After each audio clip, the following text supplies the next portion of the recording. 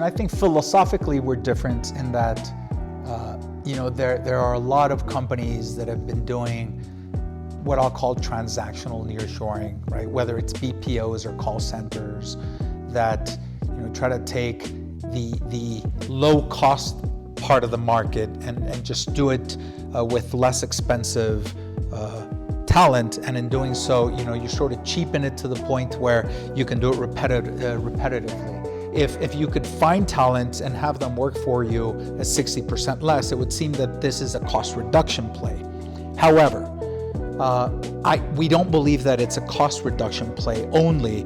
We believe that this is a way to sort of augment a company's key talents and key differentiators by not seeing these individuals that are doing work for less in a transactional manner, but looking at them as strategic parts of the company with whom you can integrate, and by integrating them and making them a full part of the company, treating them as employees rather than just as resources. Through the years that we've been doing this, we've sort of come up with a framework, and we call the framework the remote intelligence framework.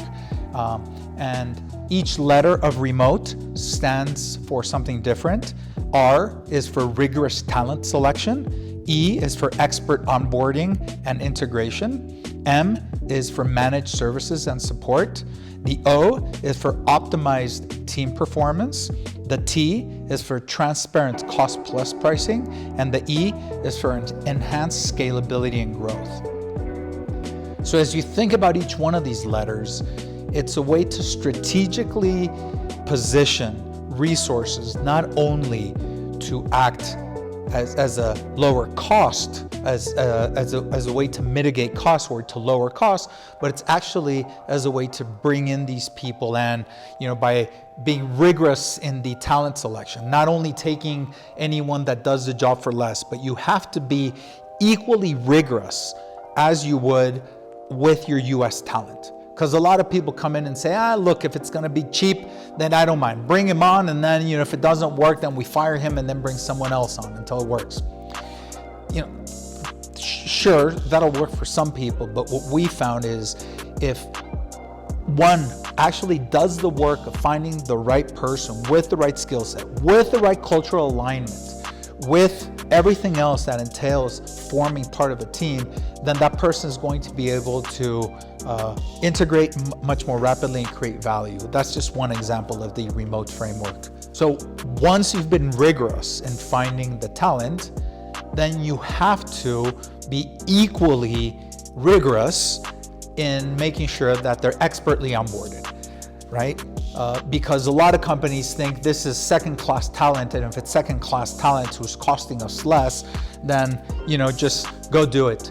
And we have found that certainly, again, that'll work for some people, but we don't want luck to be part of this. We actually make a big deal about taking on the responsibility of onboarding people by explaining the values, explaining culture, making sure that there's cultural fit between the person and the company, making sure that the processes and the types of communication that happen, a person when onboarded has to be aware of these things. You want a person to not only have the right talent, but also have the right mindset. And the way to get a person to have the right mindset is by taking the time and making the effort and the investment in order to expertly onboard them.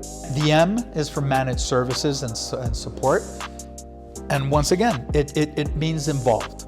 We have to be involved. The company has to be involved. This is a partnership. We see every deal that we have as a win-win-win. The company is going to win by having very talented individuals that are going to be incredibly motivated to work for it at a lower cost, by the way.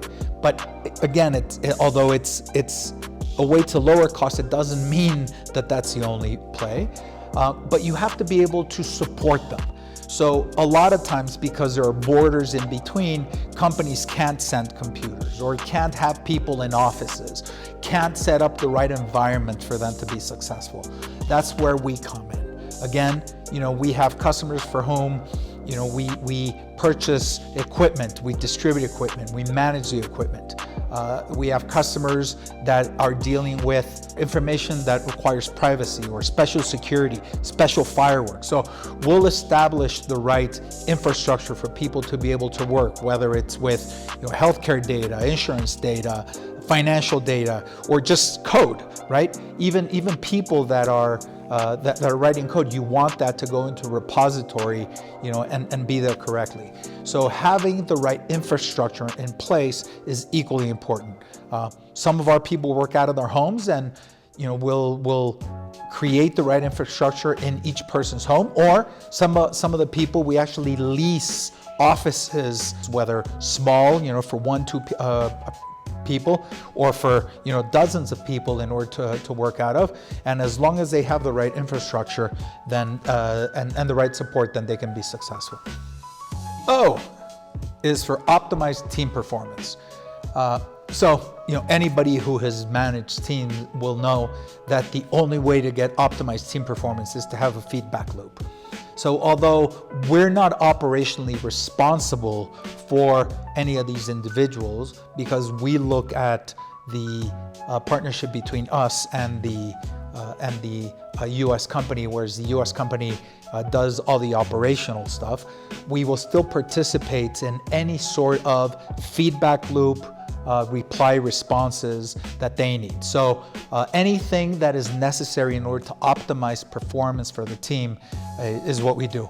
That sometimes includes, we have companies that do monthly lunches, monthly breakfast, monthly get-together, monthly activities, quarterly activities. Then sometimes they do trips, whether it's people from the US coming to their offices in Latin America, or just to catch up with the people that are working here, or vice versa. So we support each and every one of those activities, whether that's coordinating travel, coordinating, transport, making sure that the shared lunches are there, whenever these are done. So it's anything that's necessary for the performance and that feedback loop to exist. I'm sure you'll ask about the T. The T is I think, well, I can't say one of the more important, but certainly for a lot of our clients, it's one of the more important or visible pieces of the remote intelligence framework. And that's because, like any entrepreneur, you want to make sure that you maximize the revenue that you create, right? All entrepreneurs will say, well, if I'm generating a lot of value, then I want to be able to charge a lot or charge more. Although that's nice, what we realized is that the only way to charge more for this concept is if we actually look and we hire the person in Mexico without telling the US customer how much the person is going to make, and then we bill out the resource without telling the resource how much he or she is being billed out for. And what we realized over not too long a time is that what happened is the resource would look at us as their boss, if you will, right, as the authority figure in the relationship, and think that all they were was a resource that had been assigned to the U.S. client. And then the U.S. client, in order to talk to the resource, would sort of go through us. And that doesn't align goals between the person doing the work and the company for whom the work is being done. So we thought long and hard about how, what do we do in order to align the goals? And the best way that we found is to be transparent with the cost. So today, when one of our client or client partners is going to work with us, we will let them know, right? Based on the job descriptions that they send us, we will find different individuals and we will let them know, look, this is Jose, right? Now Jose is going to, he wants to make X amount, and we'll do wages and then taxes, sometimes they're benefits and sometimes they're bonuses, and we'll be transparent with how much the person wants to make, and we'll also be transparent with the person about how much the client is paying us, and we will only charge a flat fee. Not a percentage, mind you. We don't want a relationship where the more that the person makes, the more we make. Instead, we agree on a flat fee that consists of a dollar amount, and then we charge that per person per month. And in doing that, what we found is that the resources better aligned to the company because they now realize, the company realizes, hey, this person is an employee of mine because I get to make the decisions about how much the person makes, doesn't make, when I want a bonus, if they're going to get benefits, if they're not going to get benefits.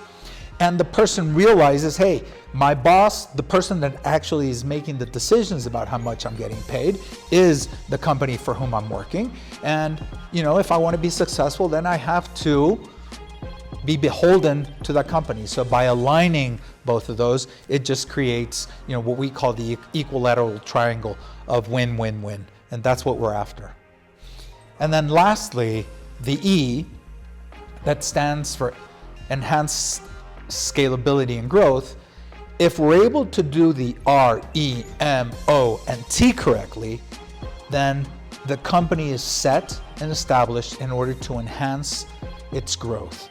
And hopefully, if we do a good job, if the Latin American talent is doing a good job, not only will they grow revenue and the bottom line in the US, but they will also look at hiring more people. And by doing that, it's a cross-border win-win.